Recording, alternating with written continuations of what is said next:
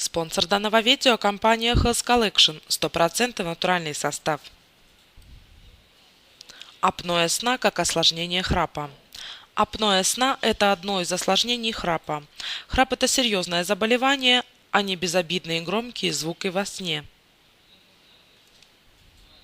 Опасность храпа именно в том, что если его не лечить, можно довести все до сонного апноэ. Причины самые различные: ожирение, анатомические и возрастные изменения носоглотки, врожденные аномалии развития гортани, сужение дыхательных путей по любой причине. Апноэ – это остановка дыхания во время сна. Чаще всего возникают из-за блокирования процесса поступления воздуха.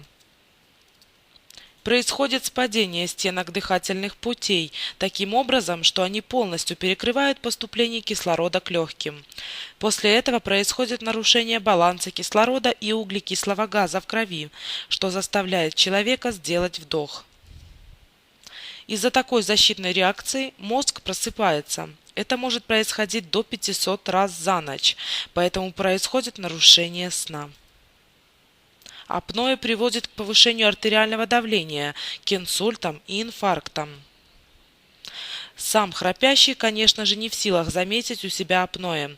Об остановках дыхания ему говорят близкие люди. Как только стало известно о нарушениях сна, нужно немедленно обратиться к специалисту для проведения профессиональной диагностики.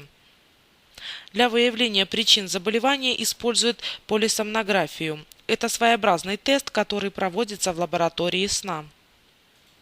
Спонсор данного видео – компания Health Collection, 100% натуральный состав.